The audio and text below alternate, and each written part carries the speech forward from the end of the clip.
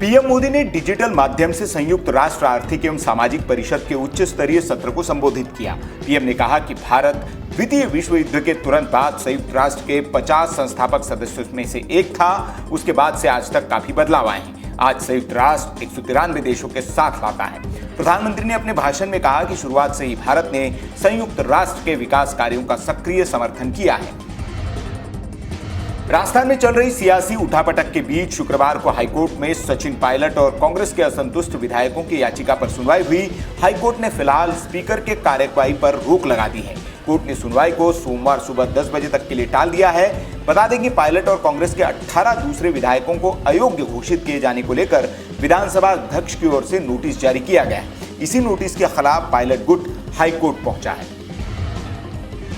सचिन पायलट ने कांग्रेस से बगावत के बाद बीजेपी में जाने से इनकार कर दिया है। खबर है कि वे अपनी नई पार्टी बनाएंगे। पायलट की ओर से अपना एक अलग मंच बनाने के विकल्प की चर्चा शुरू से की जा रही थी, लेकिन कांग्रेस की ओर से उनको लेकर नरम रुख अपनाने के संकेत सामने आते रहे। अब राजस्थान के सियासी संग्राम में सचिन पायलट के कोर्ट जाने से सुलह की संभावनाएं धुंधली हो रही है। इसके साथ ही सचिन पायलट के अपनी पार्टी बनाने की चर्चा ने जोर पकड़ लिया है। अशोक गहलोत सरकार गिराने को लेकर एक ऑडियो वायरल होने के बाद मामले में स्पेशल ऑपरेशन ग्रुप ने जयपुर के होटल व्यवसायी संजय जैन को गिरफ्तार कर लिया है। बीकानेर के लूनकरणसर के रहने वाले संजय जैन की गिरफ्तारी के बाद बीजेपी ने सफाई दी है कि संजय जैन का बीजेपी से कोई लेना देना नहीं है। साथ ही संजय कभी कांग्रेस के ब्लॉक अध्यक्ष रह चुके हैं। मध्य प्रदेश में बुरहानपुर जिले की नेपानगर विधानसभा सीट से कांग्रेस की महिला विधायक सुमित्रा देवी ने कांग्रेस पार्टी छोड़कर विधानसभा की सदस्यता से त्यागपत्र दे दिया है। इसके बाद सुमित्रा देवी देर शाम को बीजेपी में शामिल हो गई। सुमित्रा देवी के इस्तीफे के साथ ही सूबे में 26 विधानसभा सीटें अब खाली हो गई, जिसके लिए जल्द ही उपचुनाव होंगे।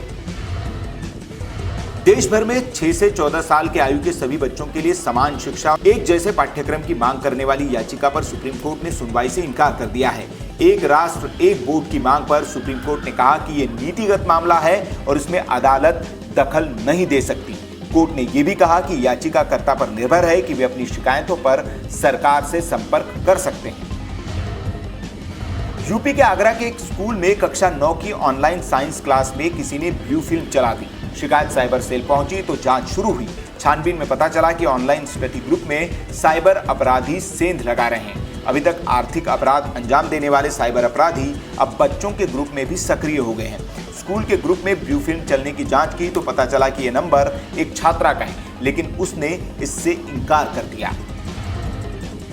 बॉलीवुड एक्ट्रेस ऐश्वर्या राय बच्चन को नानावती अस्पताल में भर्ती कराया गया है। बता दें कि पिछले दिनों ऐश्वर्या राय का कोरोना टेस्ट हुआ था, जिसकी रिपोर्ट पॉजिटिव आई थी। उसके बाद से ही ऐश्वर्या होम क्वारंटीन थी, लेकिन अब खबर आ रही है कि उन्हें नानावती अस्पताल में भर्ती कराया गया है। उनके साथ उनकी बेटी आराध्या को भी अस्पताल में भर्ती कराया गया है।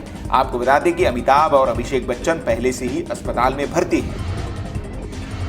इलेक्ट्रिक कारों को खास सहूलियतें देने के लिए इन पर हरे रंग की नंबर प्लेट लगाने का फैसला किया गया है, ताकि इनकी आसानी से पहचान हो सके।